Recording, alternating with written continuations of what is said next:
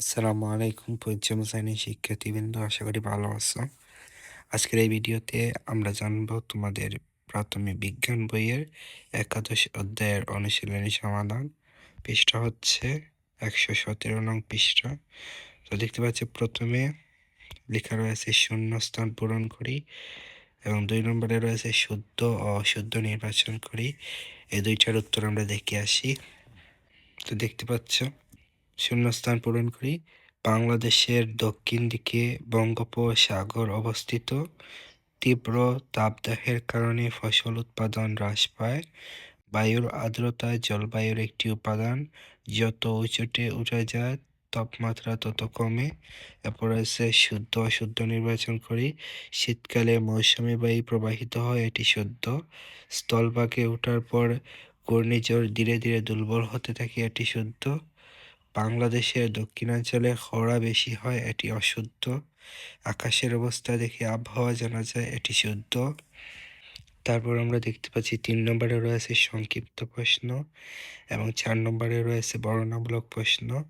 এগুলোর উত্তর আমরা দেখে আসি। তো দেখতে পাচ্ছ সংক্ষিপ্ত প্রশ্ন, জলবায়ুর উপাদানগুলোর নাম লিখো। উত্তর, জলবায়ুর উপাদানগুলো হলো বায়ুর তাপমাত্রা, বায়ুর আর্দ্রতা, বৃষ্টিপাতের পরিমাণ।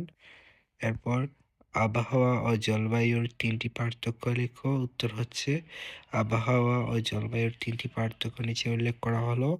আবহাওয়া কোনো নির্দিষ্ট স্থানে নির্দিষ্ট সময়ে আকাশ ও বায়ুমণ্ডলের সাময়িক অবস্থাকে ওই স্থানের আবহাওয়া বলে। আবহাওয়া দ্রুত পরিবর্তনশীল। তাৎক্ষণিক তাপমাত্রা আর্দ্রতা পরিমাপের মাধ্যমে আবহাওয়া সম্পর্কে জানা যায়। এরপর জলবায়ু, জলবায়ু হলো কোনো স্থানের বহু বছরের আবহাওয়ার গড় অবস্থা। জলবায়ু দ্রুত পরিবর্তনশীল নয়, জলবায়ু দীর্ঘমেয়াদী তথ্য বিশ্লেষণের মাধ্যমে গড় হিসাব করা হয়। এরপর রয়েছে কালবৈশাখী ঝড় হয় কেন? এর উত্তর, গ্রীষ্মকালে বাংলাদেশের দক্ষিণ দিক থেকে আগত উষ্ণ ও আর্দ্র বায়ু প্রবাহ অধিক উত্তাপের প্রভাবে উপরে উঠে যায়। এ সময় উত্তর দক্ষিণ দিক থেকে আগত শীতল ও শুষ্ক বায়ু প্রবাহের সঙ্গে সংঘর্ষে বজ্রসহ ঝড় বৃষ্টি সংঘটিত হয়। এই ঝড়ই আমাদের দেশে কালবৈশাখী ঝড় নামে পরিচিত। এরপরে প্রশ্ন, জলবায়ু পরিবর্তনের 5টি কারণ লিখো। এর উত্তর হচ্ছে জলবায়ু পরিবর্তনের 5টি কারণ হলো আগ্নেয়গিরির অগ্ন্যুৎপাত, পৃথিবীর গতি পরিবর্তন, খনিজ জ্বালানি ব্যবহার, বন ভূমি উজাড় ও কার্বন নিঃসরণ এবং ঘূর্ণিঝড়। এরপর আছে বর্ণনামূলক প্রশ্ন। ক, জলবায়ু পরিবর্তনের নিয়ামকগুলো আলোচনা করো। এর উত্তর হচ্ছে নিম্নে জলবায়ু পরিবর্তনের নিয়ামকগুলোর মধ্যে অক্ষাংশ, উচ্চতা, সমুদ্র থেকে দূরত্ব ও বায়ু প্রবাহের দিক নিয়ে আলোচনা করা হলো। অক্ষাংশ, পৃথিবীর বিভিন্ন অংশে সূর্যরশ্মির তির্যকভাবে ভিন্নতার কারণে তাপমাত্রার পার্থক্য ঘটে।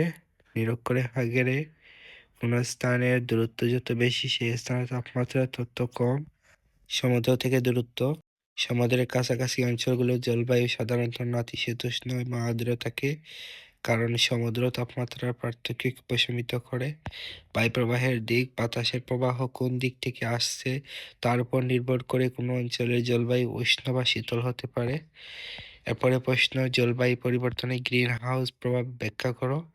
এর উত্তর হচ্ছে গ্রিন হাউস প্রভাব হলো এমন একটি প্রক্রিয়া যেখানে বায়ুমণ্ডলে কিছু গ্যাস পৃথিবীর পৃষ্ঠ থেকে নির্গত তাপ আটকে রাখে। প্রাকৃতিকভাবে এই প্রক্রিয়া ভূপৃষ্ঠকে উষ্ণ রাখে এবং জীবন ধারণের উপযোগী তাপমাত্রা বজায় রাখে, কিন্তু মানুষের বিভিন্ন কার্যকলাপ যেমন জীবাশ্ম জ্বালানির ব্যবহার ও বন উজাড় এর কারণে এই গ্রিনহাউস গ্যাসের পরিমাণ বেড়েছে। ফলে বায়ুমণ্ডলের অতিরিক্ত তাপ আটকাতে গিয়ে পৃথিবীর তাপমাত্রা বৃদ্ধি পাচ্ছে, যা জলবায়ু পরিবর্তনের মূল কারণ। এরপরে প্রশ্ন, জলবায়ু পরিবর্তনের সৃষ্ট প্রাকৃতিক দুর্যোগগুলো কি কি? জলবায়ু পরিবর্তনের সৃষ্ট প্রাকৃতিক দুর্যোগগুলো হলো তীব্র তাপদাহ, খরা, শৈত্যপ্রবাহ, কালবৈশাখী ঝড়, টর্নেডো এবং ঘূর্ণিঝড়। পরের প্রশ্ন, জলবায়ু পরিবর্তনজনিত সমস্যা মোকাবেলায় কী কী ব্যবস্থা গ্রহণ করা উচিত তা আলোচনা করো। এর উত্তর, জলবায়ু পরিবর্তন মোকাবেলায় জীবাশ্ম জ্বালানির ব্যবহার কমিয়ে নবায়নযোগ্য শক্তির ব্যবহার বাড়ানো উচিত। একই সাথে ব্যাপক বনায়ন এবং বন সংরক্ষণের মাধ্যমে পরিবেশের ভারসাম্য রক্ষা করতে হবে। জলবায়ু পরিবর্তনের ফলে সৃষ্ট দুর্যোগ মোকাবেলায় অবকাঠামো নির্মাণ এবং আগাম প্রস্তুতির উপর জোর দেওয়া প্রয়োজন। এই সমস্যা সমাধানে ব্যক্তিগত সচেতনতা, আন্তর্জাতিক সহযোগিতা এবং সরকারের কার্যকর নীতি গ্রহণ করা একান্ত অপরিহার্য।